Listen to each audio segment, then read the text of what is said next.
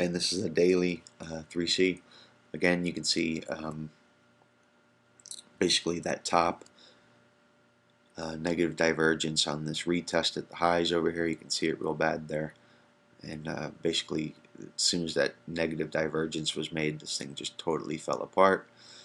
That's a daily chart, and let's take a look at a 15-minute. Okay, and on this 15-minute, you can see here's a low, there's a much lower low, right?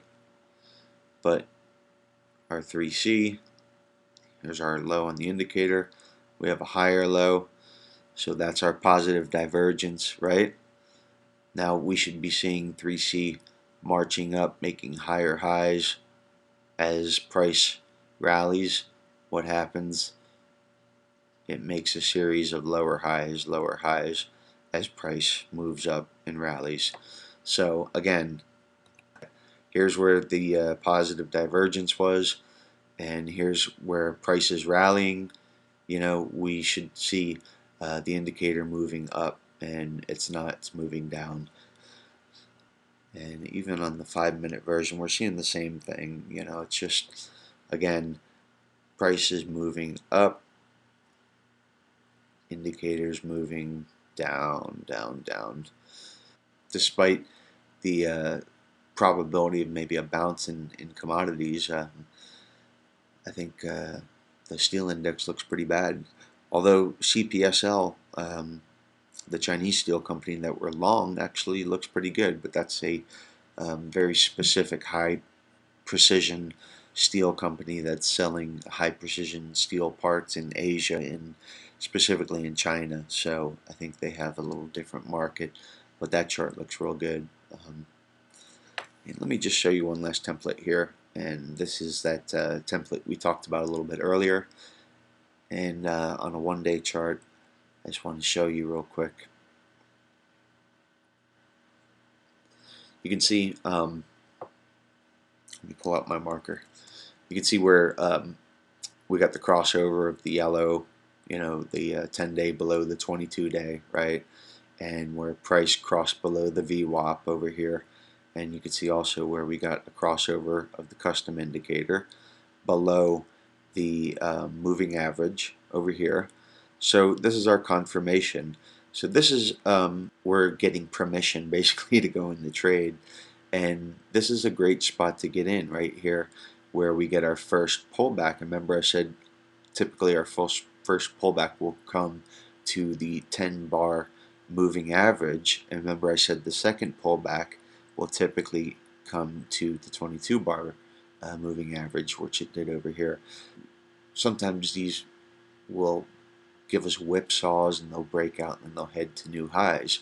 So we don't always know, but this combination of 3 or 4 indicators, you know, the crossover here, the VWAP going under the VWAP, and this indicator, which is a bunch of conditions that need to be met, and it crosses down below. This combination of things occurring, 1, 2, 3, you can see MACD also as under the 0 line.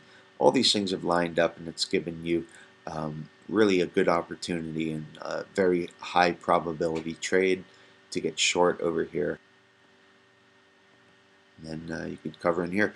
At that point, what we do is pretty much start turning this trade over to trade management type indicators, and we go with something like our MACD heat map, which is over here.